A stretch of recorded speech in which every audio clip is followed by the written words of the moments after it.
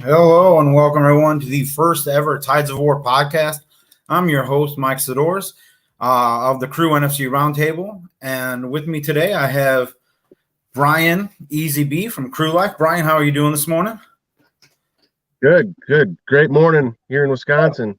We've been talking about doing this for a couple months now. It's finally here, so I'm kind of excited. Yeah. It's going to be a little rough around the edges till we get some sort of chemistry going, but glad you can make the day on the holiday weekend. I appreciate you. And we have a special guest from Bucs Report coming on today, too, with Ray Kennedy. Tampa Bay Ray, how are you today? Brothers, I am fine, and thank you for having me. I'm excited. We're 7 days away. 7 days. It's like Christmas morning for 6 days in a row. But so the Bucs finally are down to 53, right? There was some kind of, I don't want to say shocking, but something you didn't see coming at first with the release of Logan Ryan. And if you weren't in that front office, you didn't know what was going on when that happened.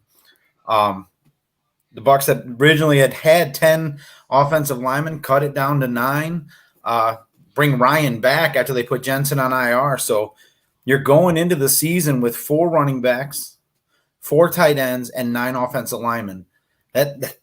Not saying that's the bad situation, but I don't think that's ideal. I don't think that's ideal where you want to be with your offensive line. You guys got any thoughts on that? Or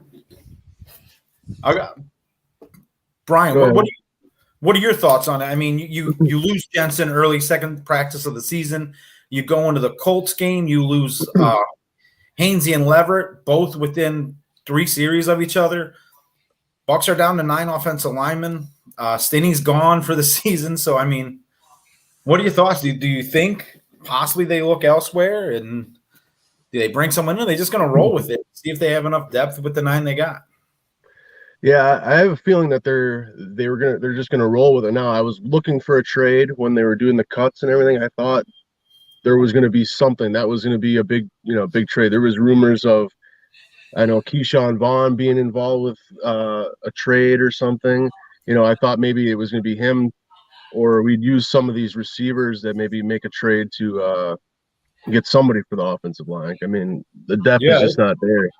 You lose who I felt they were featuring. We talked about it, Ray, how thought they were featuring Tyler Johnson this preseason to give him some value, and you just let him go. I mean, what are your thoughts on it, Ray? Do you think we go out and pick up someone off the not trash heap by any means, but the other teams dwindling down as well?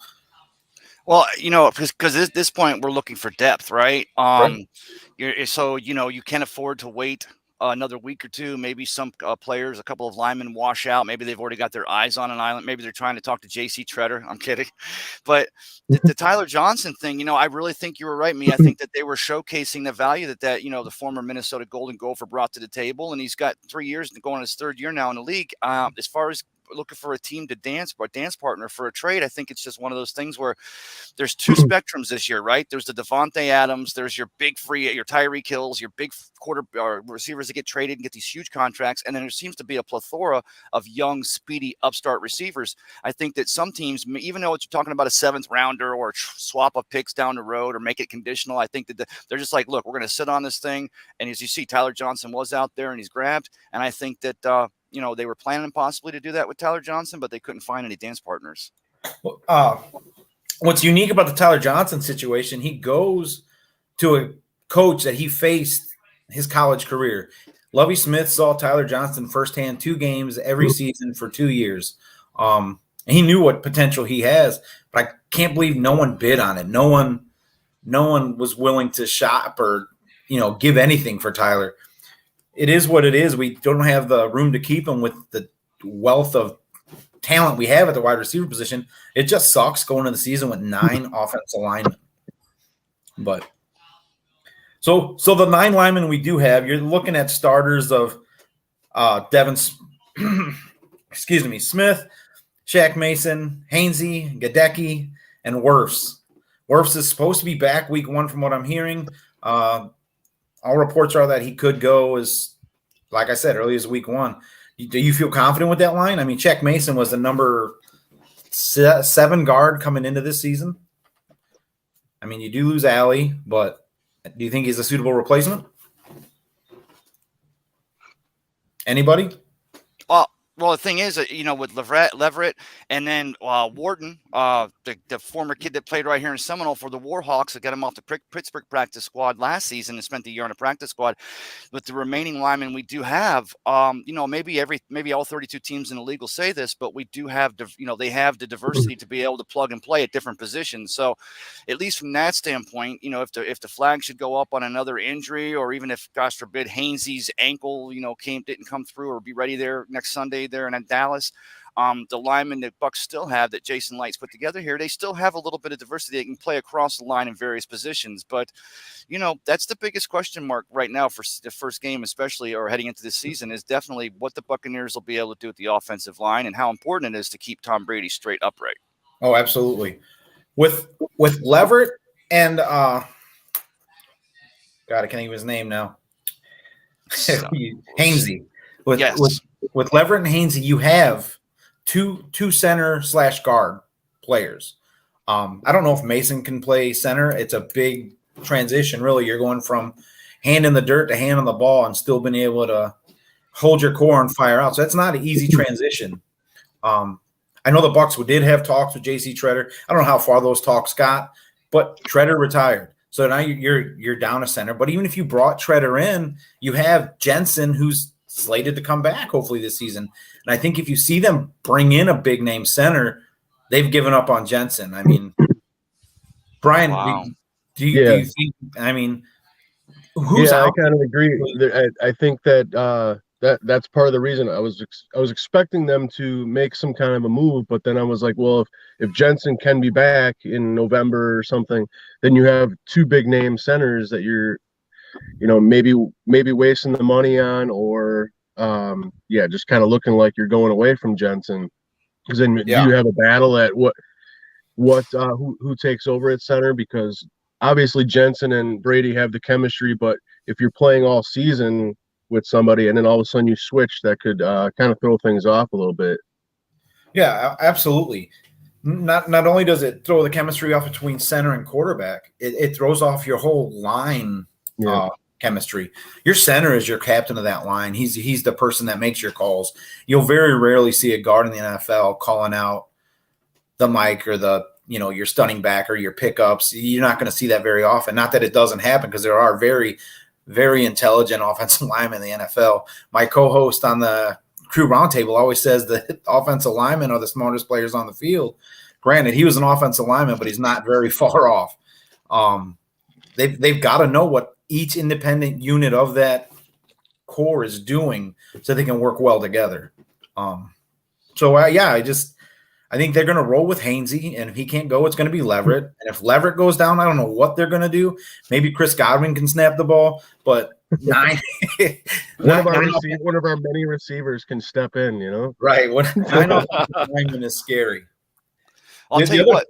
Go ahead, Bryan. No, I was going to say the offensive line, right? So very rarely do you see these days teams actually play a nose tackle straight over the center. I mean, you still see it, but more often than not, you're seeing in a 4-3 or even an adjusted 3-4, they're attacking the fringes between the center and the guards, or trying to put the pressure from the outside. With Shaq Mason being a new right guard, but then he has that experience with Tom Brady. Also, the guys we have now currently in the building, they've been in this building for a year or more. And so I would pose, whether it's Hainsey or Leverett, whoever's playing center, their most important job besides manning their own position is going to be, like you said, the communications to the rest of the offensive line, which, by the way, great thing that we have the greatest of all time under center at calling out blitzes and packages and stuff. And number two, because they've all been in a building, except for Shaq Mason, who comes in as a pretty much tried and true veteran, the communication's already been there. These guys have probably been working on their communication skills since last year or even the year before. So, you lose a Jensen and Marpet retires, and you've got Kappa now playing in Cincinnati. You can look at these other players and go, wow, okay, we wish we had the whole gang back in the building, but at least we're not rushing guys in here 11th hour who we're talking about becoming a starter. At this point, that would be real scary. Oh yeah, especially going into week one, less than a week away. That's what Dallas is trying to do. Dallas is in talks trying to bring in Smith from Philadelphia at the time. Right. Yes. Right. And that's got to be a situation you don't feel comfortable with going into week one, especially going against one of the top-ranked rush defenses in the league, secondary that's coming into its own with Dak Prescott and Ezekiel Elliott. Ezekiel Elliott's carries have dwindled. His yards per average has dwindled, and you're going to put a mash unit offensive line in front of him going against one of the best defenses in the league. You got to be worried about that if you're Dallas. But yeah, I think 9 is scary. I would love to see them pick up a depth piece, one more person, but I think that'll happen once Gio's healthy. And that'll bring me to Christopher Cole's question or comment is that he figured the Bucs would only keep 3 running backs. And why do they keep 4 right now? Fournette isn't going anywhere. Rashad White is your established number 2. I think he proved that this preseason. Vaughn has little to no value at this present time. And Gio Bernard is injured, so you can't do anything with him. And even if he's healthy, I think you could stash him on the practice squad until you need him. I don't think anyone's going to be pressing to give up any draft capital for Gio Bernard at this point. No. So I think you might add depth at offensive line closer to week 1, maybe after week 1, depending on how the game goes. Another position of concern for me is the fact that we've kept 4 tight ends. You've got 2 specialists, really. You've got Brayton, who's a pass receiving tight end, and Otten, who basically does the same thing, pass receiving tight end. You got Kyle Rudolph, who can do a little bit of both. He blocks okay. He catches pretty well. But then you got K. O'Keefe. And he's an enigma for me, really, because the Bucs, in Bruce Arians' offense, you don't have a need for an offline tight end, right? Right. So this acquisition or this signing or this him keeping him on the 53-man roster tells me things are going to change. Things are going to be different this year in Tampa. I think you're going to set up the run or set up the pass by the run, and you're going to see Brady going back to play action Tom. I mean, am I wrong in my assessment? I might be, but I don't think I am. You got 2 backs that catch the ball well in White and Fournette. Believe it or not, Leonard Fournette is a good receiving back. Mm-hmm. So what's the need for Vaughn? Well, I would pose no offense to the cagey veteran who's probably got among the best face foliage in the entire NFL. But, you bring in Giovanni Bernard, and you guys spends half the season on the injured reserve. And I'm not putting the cat down, but he seems like he spends more time in the getting worked on than he has actual game playing time. And Rashad White, you bring him in from Arizona State, and that kid, 33% of the offensive, the passes for the Arizona last year. Is it just an uncomfortability because he's a rookie and you're not sure what he's going to look like when the bullets are real? Or, like you said, I think you could possibly move a Giovanni Bernard to the practice squad and make that room for that 10th offensive lineman. Mm-hmm. And maybe they're just waiting to see how all the team's practice squads are shaking up, and then Jason Light can just go trick-or-treating. Yeah, I mean, that's a valid point there, is that he's going to have to pick him up off of squads because you're not going to trade anything right now for anybody. You don't know where you're drafting. You have no real knowledge of what your ammunition, so to speak, in the draft is.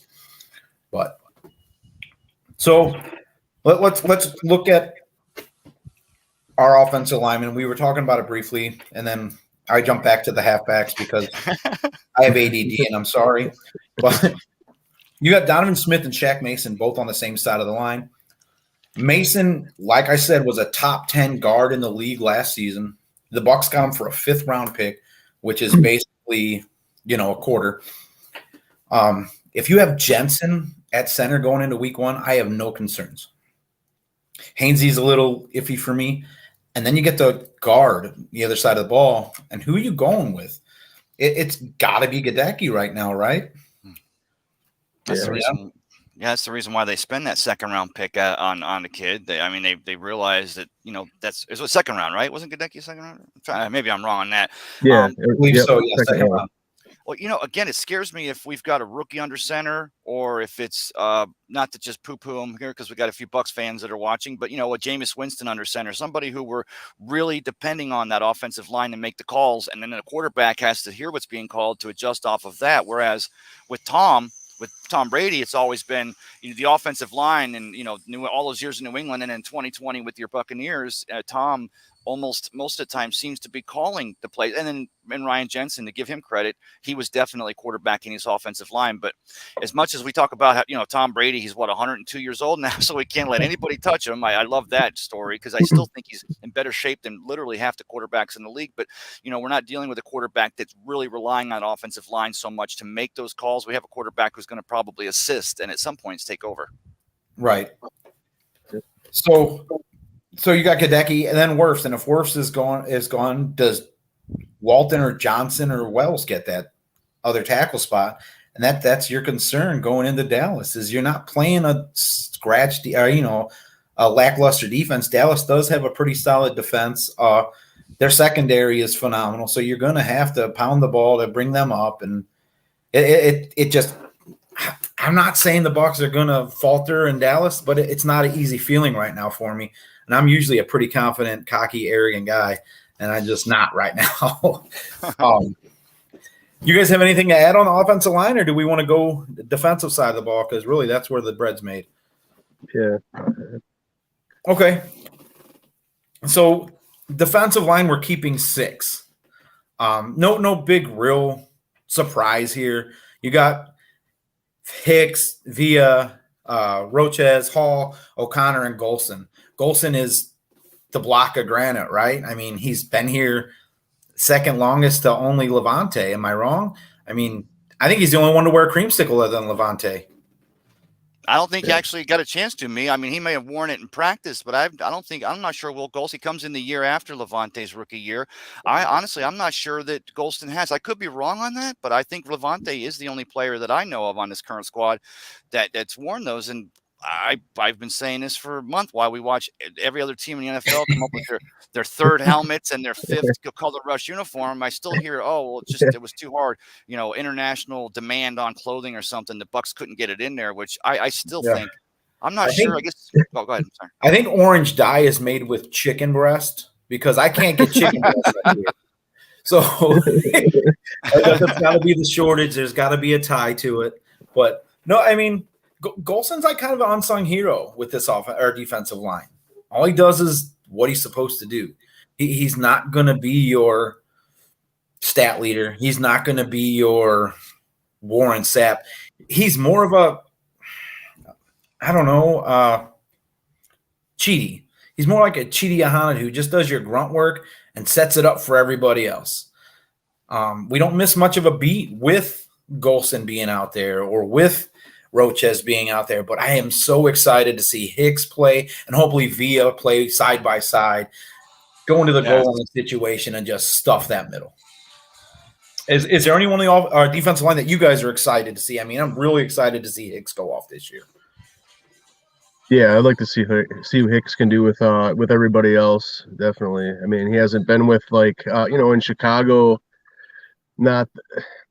nothing like our defensive line. I think our defensive line is stacked and our defense is stacked compared to what they had in Chicago. So I think that could definitely help him, produce more. Yeah, he looks good. I mean, he looks healthy. And being in Chicagoland, you know as well, I'm sure you get a lot of the Bears games over in the Cheese State. You see him playing, and he just looked like a shell of himself over the last couple of years. So hopefully he comes in healthy, and with Vea taking most of the load, you got to think he's going to see a lot of one-on-ones in that middle of the line. Another person I'm really excited to see is Logan Hall. I thought he was a little light in the draft. He seems like he plays well with his hands. He's good at extending the blocker out. I just want him to see if he can develop that counter punch, come across the line of scrimmage, and actually do something against the run. He's great in pass. He's quick off the edge. He dips and rips, but I want to see him disengage a block and play the run. And I'm really excited to see what he does going against some number ones because we saw him this preseason, but he got a lot of work with the 2s and the 3s. And unfortunately, that's not the caliber talent he's going to be going against coming into week 1. Our outside linebacker room, I think, is probably one of the best units on the team. You don't hear a lot about it, but you got Shaq Barrett. Nelson, I think, is going to have a stellar year this year. I think with him seeing more reps, you're going to see him step more into the limelight. Carl Nassib's back. And I can't tell you how excited I am to have Carl Nassib back. He gives you the option of an outside linebacker that can play in the dirt with his hand in the dirt. He also has that ability to drop into pass coverage. You're not going to expect him to run with a tight end deep on the ball, but he's gonna be in coverage. He's gonna be in the flat quite a bit. Bryan's having some connection issues, so I just kind of dropped into the lobby for a little bit, let him figure that out, and we'll bring him back in when he's good. Well, let me ask you this. They just started blaring the radio out here. You're not hearing that too much, are you? No, you're good. I mean, you hear it, but it's kind of like background music, so good. Well, what I want to say is, going back to Will Golston, I love the fact that the kid's nickname is the Ghost. And it's not just because, he puts fear into other offensive lines when he shows up, but because, as you pointed out, he just shows up. And that's why I love it, because every time Golston would come in and make a huge play, and all of us are here, whether they're here at Irish 31 or wherever we're at watching the game, even my family, the Ghost is showing up. The Ghost is back. So I love that. As far as that defensive line, and you see Hicks and Vea in there, I think that this probably – I know we've had better sets of two interior defensive linemen, but for Buccaneer fans, remember, it reminds me of back in the day with Brad Culpepper and Warren Sapp. And I'm not comparing the two different skill sets, but that was the real last time that we had an interior defensive line that really had – an identity, nothing away from Chidi Ahanotu, nothing away from a James Canada or all the other defensive linemen we had over the years. But it's going to be exciting because, man, both of those cats can spin, and they're going to cause havoc in offensive backfields in 2022. Yeah, I'm very excited to see both of them side by side. Nacho gives you a good little mix there too, because he's a little undersized, but he hits the gap well. His motor is unbelievable. I wouldn't say he starts on 31 other teams in the league, but he does. He does see a wealth of playing time anywhere he plays because he's just a motor guy. You need those on your team.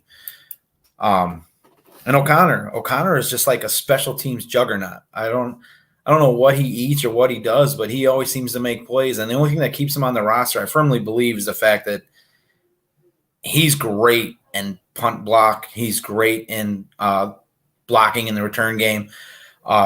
O'Connor makes the 53 again, and he's going to see some rotation this year, I think. So what do you have, 4 sacks during the preseason? I think he led the team.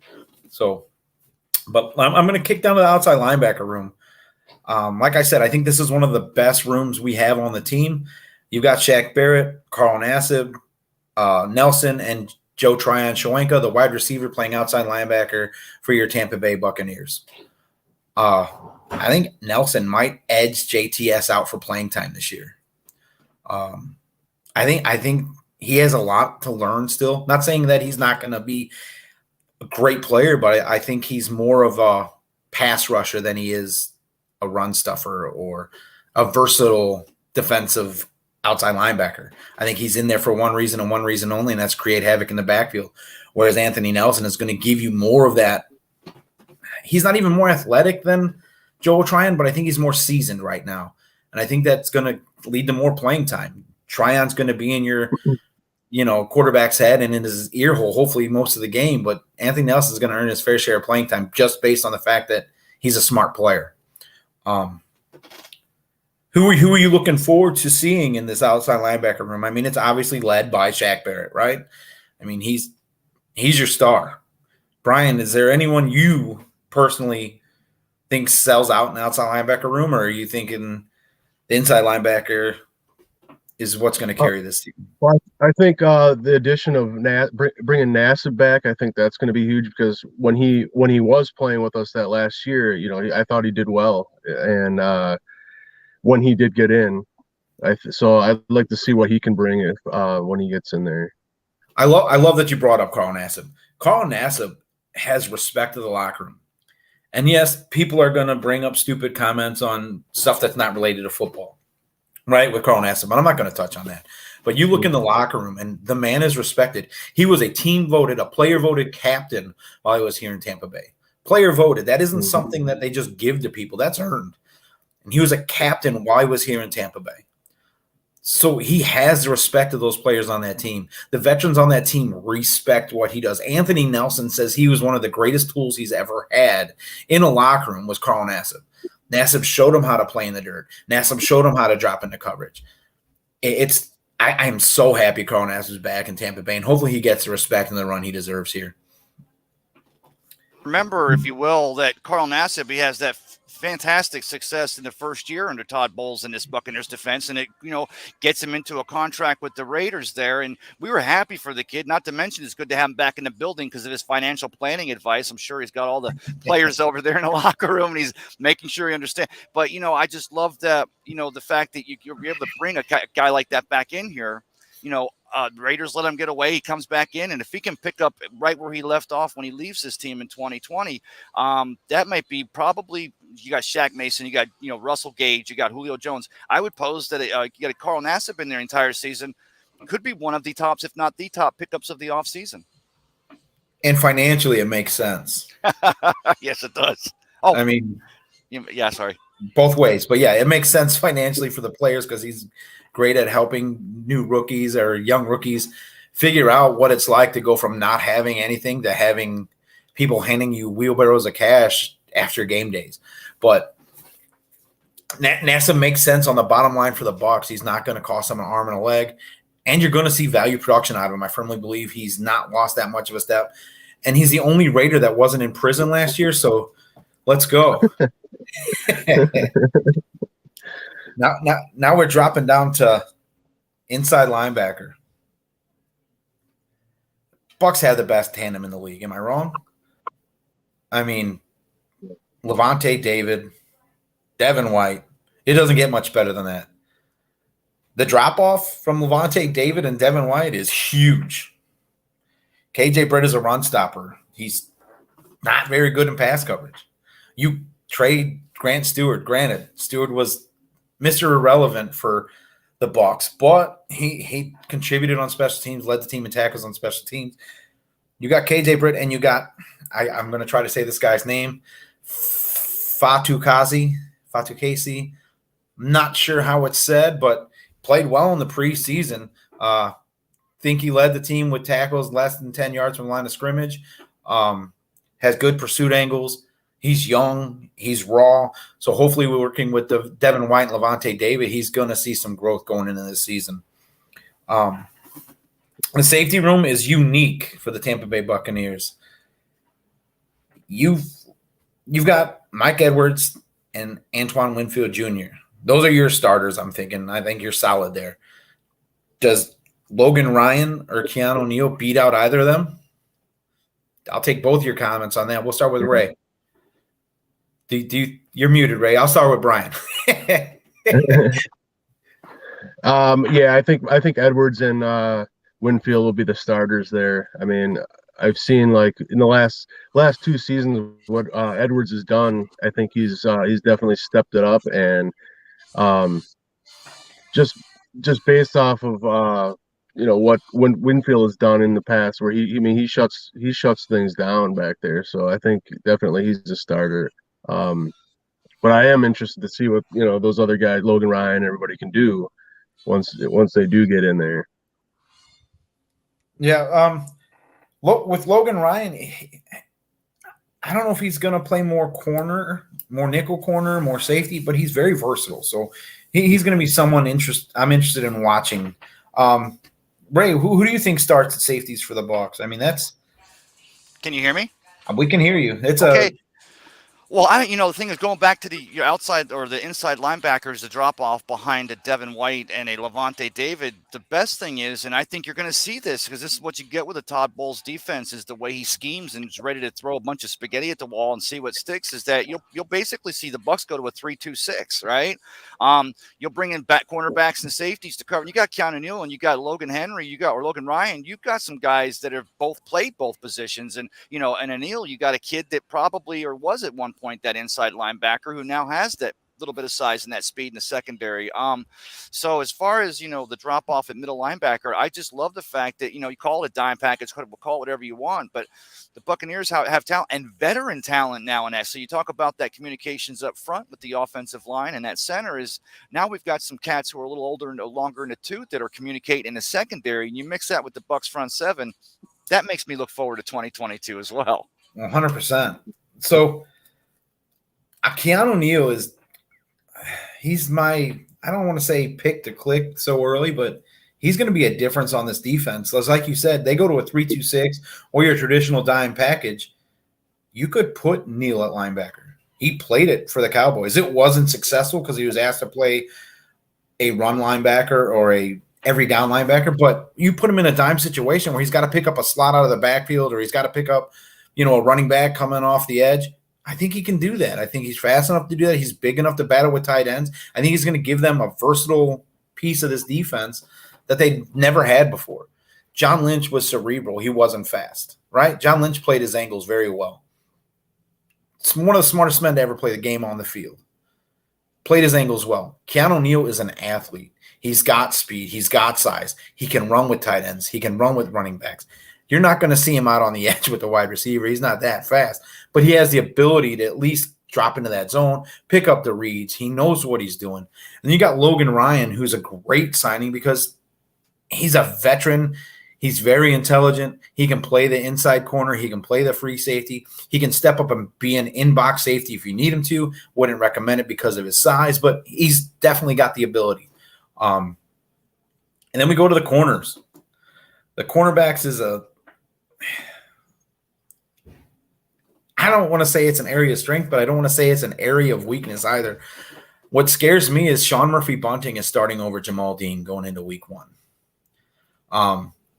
I think Dean had a better preseason. Granted, he didn't have the interceptions. He didn't have, the people breaking deep routes on him, but they caught the ball or he batted the ball away. He missed a couple tackles. That's the issue. Sean Murphy-Bunting's a sure tackle. But you don't have to tackle at cornerback if they're not catching the ball. So, that's what worries me is that Bunting is a big risk corner as Dean is all right, you're catching the ball in front of you and I'm bringing you down. And I'd rather have Dean starting at corner going into week 1 and letting Bunting play your nickel, your ranger, your whatever you want to call it, to where he can roam free and get in those pass coverage and get the picks needed. And the thing about this Buccaneers team, you're talking about the cornerbacks, just like with Jordan Whitehead this season, we got some guys on the last year of their contracts back there, and Bucs are going to look to possibly, if not even this season, if they can get it done sooner, give Devin White a new contract, and inevitably bring in the veterans like Ryan and Neal. But then you also have some free agents coming up in that secondary. Hopefully that's Jason Light's just got a plan and to continue developing this secondary moving forward instead of it just being, Neal and, Ryan retire and we got free agents leave here and all of a sudden we're back a year or two from now like where we were when we were trying to put this thing together. Right. Couldn't agree more. So the last little bit of room we have here before I go back up to what I think was the most puzzling moves the Bucs made this season is our specialist. Jake Camarda is going to be your punter. He'll probably do most of your kickoff duties. Ryan Suckup is your kicker, and you got Triner as your long snapper.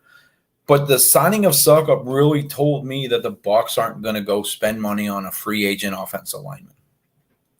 When you had the option to sign Borgalis and let Suckup ride, you could have saved about $1.75 million a season going towards the cap by taking that money and investing into the offensive line.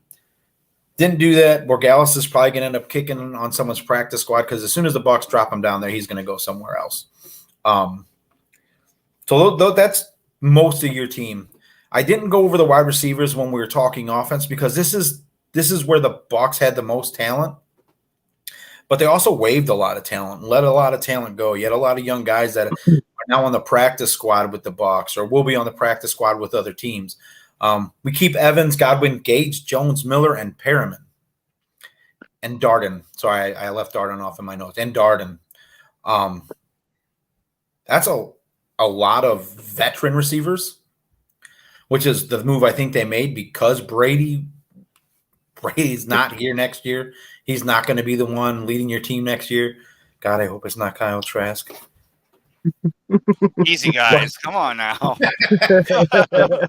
But so we're going into week 1.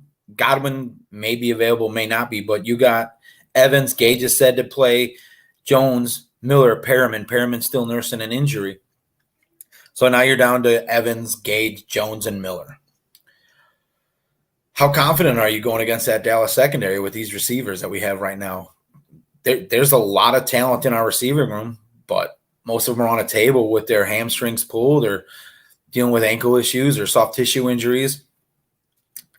I'm not confident going against them, but I'm not hurting for confidence, so to speak, because I think the Bucs are going to, like I said, set up the pass through the run.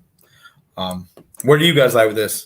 Bryan, we'll go with you first. How confident are you going into week 1 with the receiving core we have right now?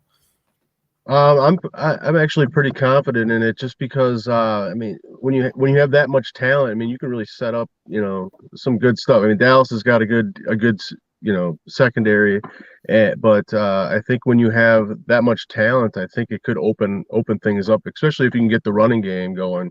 You get that running game going, and Tom's doing some play action, going back to play action. Tom, you do something like that, I definitely think it could be good. Right on. I love that you said that. Oh, I was going to say that, Bryan. I love that you said that because, one of the things Tom comes here, and many people have posed. I can't remember a year in New England that he had anywhere near the tools, especially at the wide receiver position. But one of the things that were so impressive, and one of the reasons why I think that is it Tom Brady or is it Bill Belichick debate was always so hard to put a finger on, or Josh McDaniels and Charlie Weiss may have to run the offense as the offensive coordinator. But, the Patriots would be balling it one year, slinging it down the field, or I should say Tom would be, but then the next season they would be using that play action and leaning heavily upon the run, which is what good teams do. You switch up the formula, you switch the recipe up a little bit to keep everybody on their toes. And, I know Tom still wants to pitch it around. We still want to see, Mike Evans get his 9th 1,000-yard season. We still want to see all the things that we're kind of hoping and consistently root for. But, why not lean on your running backs? Get Lenny. It's the reason why the Bucs give him the largest contract in the history of this team for a running back, is because you go run first, set up the pass, and then guess what, guys? If they put enough secondary in me and they get the linebackers covering the running backs out of the backfield, then you start rolling your wide receiver rollouts or your tight end rollouts, which gives Tom two more tools. So, I think that's the way to beat a team like Dallas when that fantastic secondary is to just make sure you mix it up enough to keep them on their toes. Absolutely. So we go into the next segment, if you will. If you could pilfer 2 players from each of the divisional opponents, so you're taking a total of 6 players, but in order to take these 6 players, you have to give up their equal to the Buccaneers. So, like, if I were to take Baker Mayfield, right, from the Carolina Panthers, I would have to give them Tom Brady. Okay?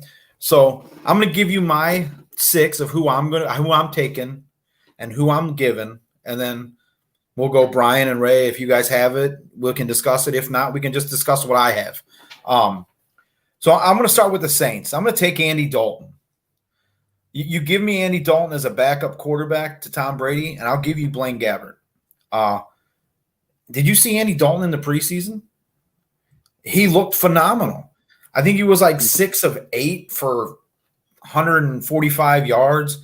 My stats are probably wrong because I'm just trying to bring it from the top of my head, and I've lost a lot of hair, so stuff just kind of escapes. But Andy Dalton looked like Cincinnati Bengal Andy Dalton. He didn't look like the shell of himself like he did in Chicago. I would definitely take Andy Dalton over Blaine Gabbert. I'm taking Cam Hayward, and I'm giving him Logan Hall. And I don't think I have to say why. I don't have to give any much reason other than the fact that it's Cam Hayward. If you get that attitude on your side of the ball, you'll love him. Playing against him, you can't stand him. Kind of like Tom Brady. When Tom Brady was reported coming to Tampa Bay, I will admit I was the most crotchety, old, bitter man you've ever seen because I thought he was done. And I was sick of seeing him go into the playoffs. But then he comes to Tampa, and it's like, all I want to see is him go to the playoffs. So you love him, you hate him. From the Falcons, this is terrible. I don't know. I went up and down the Falcons roster. and I'm thinking Kyle Pitts. I'd rather have Kyle Pitts or Cameron Brate. Honestly, I'd rather have Cameron Brate because he's got the chemistry with Tom Brady. Would I take A.J. Terrell or Carlton Davis? So I'm going down the list, and I've get to Cordero Patterson. I'm like, God, I'd love to have Cordero Patterson, but I'm not giving up one of our halfbacks for Cordero Patterson. So what I'm going to give you is I'm going to take Young Ho Koo, the only real athlete on the Atlanta Falcons team, and I'll give you Suck Up just because of the age differential, and Koo's got a stronger leg. And then I'll take A.J. Terrell, and I would give you Sean Murphy-Bunting. Bunting still hasn't proven to me that he is a starting caliber corner in the league. He has boomer bust games. He'll get you your interceptions. He'll take it back to the house against Detroit. We were there, but nothing. And then he'll come back and he's great, or he'll get hurt the second play of the season and he'll be out to the playoffs. So I'm taking AJ Terrell over Sean Murphy-Bunting. And if I go to the Panthers, this is where this is a player I wish we'd have picked up last season. Bradley Bozeman, and I'm going to give you Caleb Haney. Caleb Haney's a quarterback for the Bears and like 6 years ago. And then Bozeman's a solid center. And it's Robert Haney. I'm sorry. But anyway, Bozeman's a solid center. And I would love to just slide him in to the Bucs offensive line and give him that ability to lead a line with Tom Brady and Leonard Fournette behind him. I feel bad that he's stuck in Carolina. And I would take J.C. Horn over Jamal Dean. And it's nothing Dean's done wrong or anything like that, but there's not much to pick from. I would take Brian Burns, but I don't want to give up what I would have to give up to get Brian Burns. So I'll take J.C. Horn over Jamal Dean just because it's so close. And there's your 6. You guys got any? You want to discuss what I got? It's hard for me. The thing is, go ahead, Brian. Oh yeah, I was going to say the same thing. It's hard for me to switch out guys from teams that I don't care for. Well, I agree with Koo. And that's just because the narrative is Suck Up or Borgalis, and we know that Koo, last year or the year before, led the NFL in scoring, and the kid's got a pretty good leg. It feels weird saying that as a Bucs fan because we went for a decade through so many kickers that are currently still playing on other teams' rosters. But so Koo, I like the Andy Dalton. I do like Blaine Gabbert's experience in this offense. But would you say you would trade Andy Dalton for Blaine Gabbert? Yeah, because Andy Dalton's the backup, so you would give the backup quarterback. And I just going through the Saints roster, I wouldn't give up Leonard Fournette for AK-41. I wouldn't give up a Rashad White for Ingram. When you go to the receiving core, I'm not touching anyone in their receiving core right now. I would take our receiving core hands down over almost any receiving core in the NFL. So that kind of eliminated a lot of players is when you look at who you have to give up for who you get. Hayward, Logan Hall made sense to me because Hayward, like I said, is that dog. He's got that, mean streak to him, kind of like Jensen. Most people don't like Jensen, especially other teams, but when he's on your team, you love him. And I really think that's the same 100%. situation. And like I said, AJ Terrell. Oh, go ahead. Go ahead. No, you're good. Okay, so I was actually looking at Patterson from the Falcons. But I would switch him out with if it was possible. Switch him out with Gio, just because of Gio. He's just injured all the time, Right. And I like what Patterson. He's a good runner and he's good at a receiving position also. You know what's crazy about Patterson is he found a home in Atlanta, right? Mm-hmm. He was in Minnesota, he was in Chicago, and all they used him for was a receiver and a kick returner. But you give that guy the ball in his hands and he makes things happen. I believe last year, towards the middle of the season, he was listed their third string safety. He does everything for that team. He's on there. If you go down their depth chart, it's like who's the quarterback? Marcus Mariota. Their backup is Ritter? Yeah. Kyle Ritter, yeah. I could maybe talk, since we have a plethora of wide receivers, maybe we could trade something up for a Calvin Ridley, but that's just because the guy's a sure bet. Yeah, but I bet you wouldn't do it. No, I wouldn't. No, I'm kidding you. But no, but yeah, so you look down the other – that's what's crazy about the NFC South this year. The only team we really have to worry about, I firmly believe, is a Jameis Winston-led New Orleans Saints. I'm not scared of what Baker Mayfield brings to Carolina.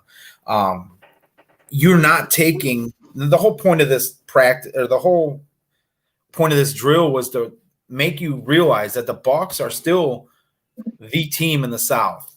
You're not taking CMC over Leonard Fournette. You're just not. I mean, he's a great talent when he's healthy. Yeah. You know, and you can go down the rosters, and it's just the Bucs on paper should handle their business, you know, in the South. So that there's no other players that you guys – I mean, Cordero Patterson, like I said, I would love to take him, but I don't know where you'd fit him in on the roster.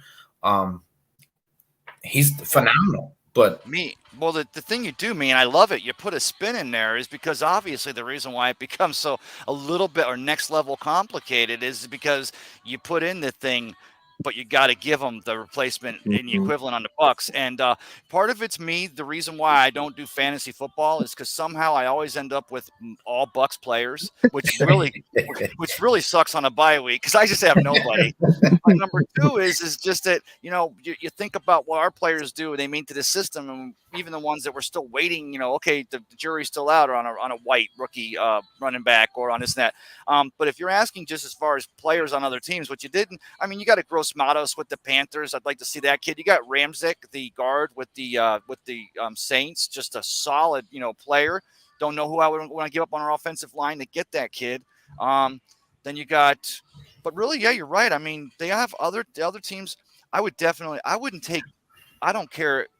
Maybe this is because I got the narrative going. I thought that it should have been Sam Darnold and not Baker Mayfield in India starting for the Panthers. But I wouldn't even take Baker Mayfield as a backup just because of the fact that guy wants to see the field a lot. I'm sure he would try to be a good soldier, but I would not do anything to mess up the chemistry with this quarterback's room. I think Tom feels very comfortable where they're at. I think Jason Light feels where they're comfortable at, and then Bruce Arians as a de facto coach. I'm kidding. The hand of the king. I think he feels real comfortable where they're at.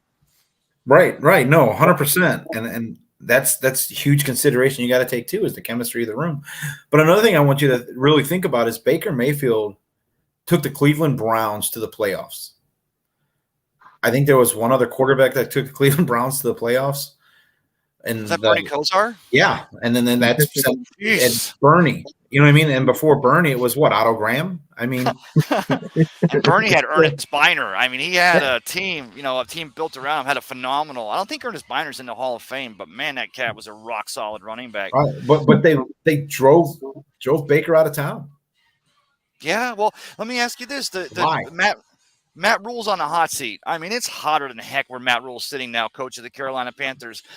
Everybody said, well, they wouldn't have traded for Baker if the plan wasn't for him to start. And I think that he got some talent. I'm not saying he doesn't, but now you got week one, the Cleveland Browns come to Charlotte, if you will, or go to Charlotte to play against those Panthers. If Baker Mayfield lays an egg, let's just say hypothetically, because, you know, Myles Garrett gets off and sacks him 17 times. Now, are you Matt Rule going into week two? Are you thinking now about, well, Baker really didn't have the offense down like we thought he did, and maybe we should have went with the kid that's been here for a year and a half and kind of had things? I mean, you've automatically, so for anything in Carolina starts to go south at all, you've pretty much created a controversy, and Panther fans will probably be on edge. If they start the season with Baker Mayfield, which they're going to do, and he struggles against the Browns, which I don't see happening, but if he were to struggle against the Browns, you go to Sam Darnold, you cannot go back to Baker Mayfield. And you're making that decision on week one. I don't think that happens. They don't have confidence in their third string quarterback. What is that? Malik Wills, the young guy out of Liberty. He's just a running quarterback. So if they were to move from Baker, I think you're basically saying, okay, I'm going to go find a job coaching somewhere else next season, because that's all you're going to have available. I agree. Yeah, I think in Carolina, I think that it's going to be that struggle with the QB, you know, back and if they try to go back and forth. I mean, look at what it was like with when we had Winston and we're back, you know, Fitzmagic, you know, we're battling back and forth, and it kind of destroys the team, you know, with nobody knowing and nobody confident in what's gonna be happening on offense. Yeah. It's I think Carolina's nothing to even fret over this season, but that's just me. Thank you, Keith, for correcting me. It's Corral, not Willis. Matt Corral, that's right. So, Sorry. No, you're good. Go ahead, Ray. No, Mississippi comes from Ole Miss, right? Corral, I think that's where he was quarterback in college. Yeah, I believe. But I'll tell you what, not so much worried about the Panthers. You got the rookie at left tackle, Iwanu, or the big kid. You're going to have growing pains with rookie left tackle in this league. Of course, as luck would have it, I think Myles Garrett plays over that side, or he plays both sides. I know that you talked about Cleveland Browns, and it was more of because of the way that team was ran than the personnel. Because you got Nick Chubb, and you still have talent at a lot of positions and a pretty good offensive line. I know that Panthers started off hot last year. They were like 5-0, and their defense was setting records. And you're like, Gross Matos is the rookie of the year, and then all of a sudden they went right into the tank, right? Christian McCaffrey, all that relies on him, but. I think if I was right now, guys, Brian, if I was in Vegas and I had $50 to lay on that game, I'm not sure what the line is. I'm guessing it's probably like maybe Carolina 2.5 at this point. I would bet Cleveland to cover the line or win outright. That's just how I feel. But, wow, I could be wrong on that because I'm an NFC South guy and I'm hoping the other teams all, lose that first week. But I still think Kevin Stefanski's got a team there in Cleveland that, like Jacoby Brissett, as long as that kid doesn't step on his own toes that week one, it's going to be a hell of a game. Yeah. So yeah, I think Brissett is pretty decent. I actually think so. Yeah, Brissett is one of the few quarterbacks that sat behind Brady that actually has some wins under his belt in the NFL. Most of them really struggle behind Brady. Speaking of quarterbacks that struggled, let's go to Atlanta and look at Marcus Mariota. Is he going to do anything in Atlanta? I mean, they don't have the ground game to play the read option that he actually does well. His arm strength is decent, but he has not really great accuracy. What are your thoughts on Atlanta? I mean, like I said, I really think Saints are the only team we got to worry about. Ray, you got any thoughts on Atlanta? Well, yeah, I mean, you got Arthur Smith, the coach of the Falcons. Of course, he was the tight ends coach when Mariota was there in Tennessee, and that Tennessee offense, and then what they're trying to do with drafting a Kyle Pitts is that's what Arthur Smith is trying to implement, that play action pass, hitting your tight ends and such, which only makes it more not ironic, but he brings back Mariota. He's got history with that guy, so he knows his skill set. But Mariota, even coming out of college, out of Oregon, was kind of known for being able to pull the ball down and being a mobile quarterback, and he's shown a little bit of that in this preseason. But at this point, with Ritter backing him up, the rookie may have looked good when the bullets weren't real against the fourth and fifth stringers, but Mariota's got to sit in that pocket and utilize the tools around him and get that play action game going. So that's kind of the interesting thing there. Even if they get it going, I still think it would take them at least half a year or more to get to where they can really make, be any kind of competition in the NFC South versus your Bucs. Right on. Brian, what are your thoughts on Atlanta this year? Yeah, I'm not worried about Atlanta at all, it's a good thing, because I was, for years you're always worried about Atlanta, and New Orleans and stuff, but it's good. It's a good feeling not to have to worry about Atlanta, Carolina, and that strongest team is probably the Saints that we have to worry about. Right. I don't think, I think there's also going to be some kind of a QB thing going on in Atlanta. I'm not confident that Mariota will make it through that whole season as the starter. So glad you said that, because that's what I was thinking. I'm thinking his last start will be against our Tampa Bay Buccaneers, and Crew Life actually has something going on with the Atlanta game. I'm going to play a little plug here from Rob Thompson and Clevin Lamar, and we'll be right back. Hey, Crew Life, it's the Prez. And the mayor. We're here to tell you about something really, really cool. It's the Tailgate Tour 2022. We're giving away 2 sets of tickets, 2 sets of wristbands for 2 of the biggest parties in Tampa Bay. And it's all for the Atlanta Falcons versus the Tampa Bay Buccaneers. Lower bowl seats, and we're giving them away for free. That's right, free. Valued over $700 for the winners. So that's tickets, tailgate bands, and your tour guides are right here. Us.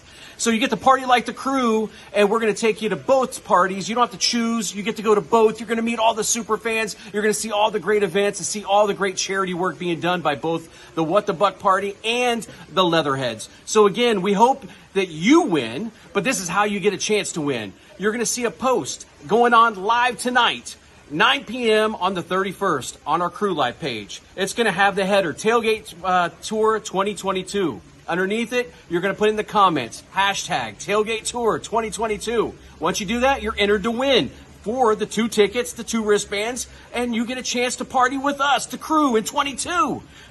How easy is that? It's very simple. And if you already have tickets and you say, I don't want to win somebody else's tickets, great. Tour with us. We're going to have a link up for you to go on tour with us. If you want to tour with us, it costs you $50. That's it. $25 goes to What the Buck charities, and the other one goes over to the Leatherheads. So the money goes to 2 great charities, and you get to join the tour. So if you want to be involved and you want to tour with us, or you want a chance to win, go to our page. It's Crew Life.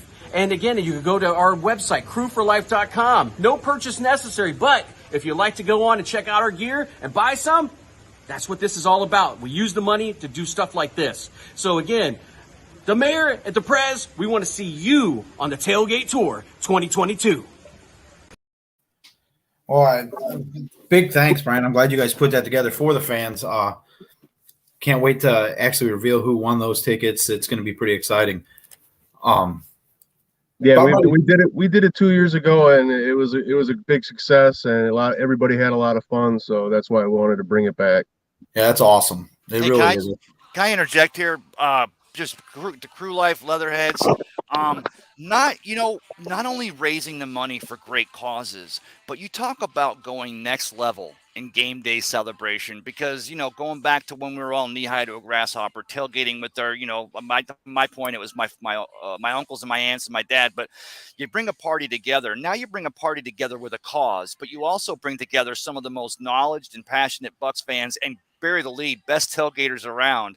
So you talk about next level celebrating and being able to enjoy your Buccaneers in 2022. I'm definitely in on that. I hope I can get that bad boy, but that's why I love being associated, being able to do stuff with you guys, Brian and me, and being out there, is because even if I'm going to say this, even if it wasn't for a great cause, which it is, some of the best times are being had. And I just love that. Just what a great concept and what a great thing. I really appreciate what you all do.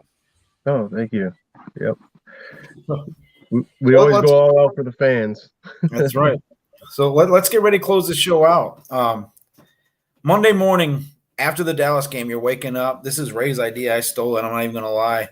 You're waking up, you go into the newspaper. What's your headline? I'll go first because I'm greedy and I want to get mine out there before everybody else.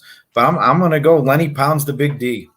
Leonard Fournette, I really think he's going to go off this game. I think you're looking at 125 yards, 2 touchdowns on the ground. So there's your headline. Lenny goes off. Brian. So I'm going to kind of go the same direction because I think that run game is going to be the thing that we got to go to. And I'm going to say I just had it in my head and now it's gone.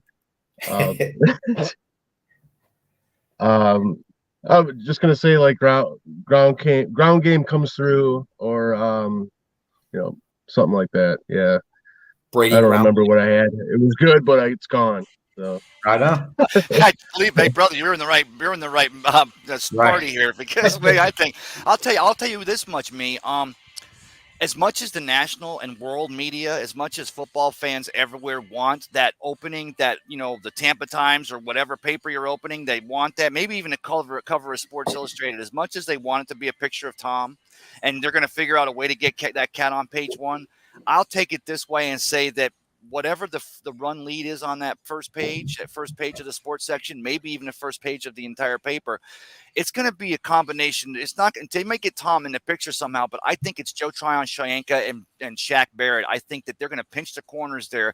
They're going to keep Dak Prescott in the pocket. They're going to stop that running game. And I'm looking at maybe 3.5 sacks between the two of them, which is going to be big ones. I think it's going to, because I'll tell you what, Joe Tryon, we said last year he's getting pushed around, needs to put on some weight. He was a rookie, this and that. Just in the small skill set I've seen of that kid and seen him at camp and just having a chance to see him, he looks like he's got the confidence of a 5-year veteran as opposed to last season when he was like, oh, he was a luxury pick. The Bucs took him and he's going to sit for a year. I see a kid now that's devoted. Now you put the speed on that right side along with that Shaq Barrett on the left side. And then Barry to lead, Akeem Hicks and Vita Vea in the middle. This Bucs defense. In fact, that'll be it. My lead's going to be Bucs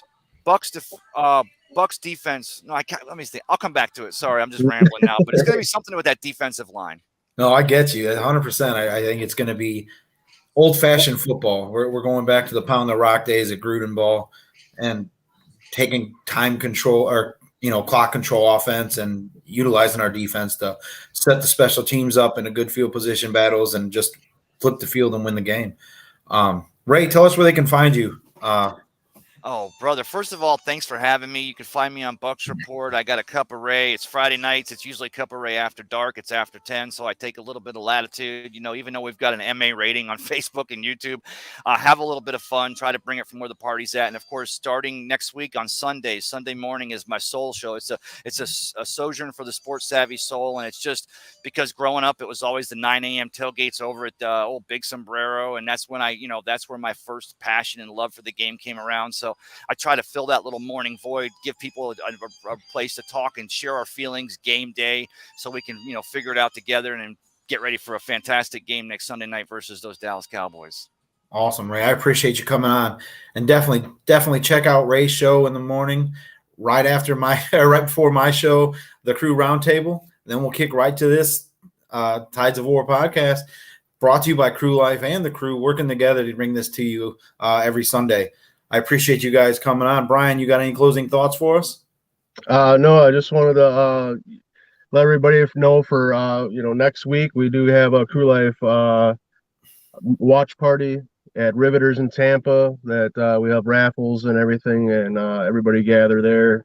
Good drink specials, great opportunity for fans to get together. Right on. I will have that commercial ready next week. I didn't know we were going to plug it already, but well, I thought I'd throw it out there. Awesome. Well, it's great talking to you guys. I loved it. Can't wait to do this again next week. Until then, we'll, like I said, see you next week. All right. See ya. Thank you, brothers. Thank you, brother. Bryan, nice to meet you.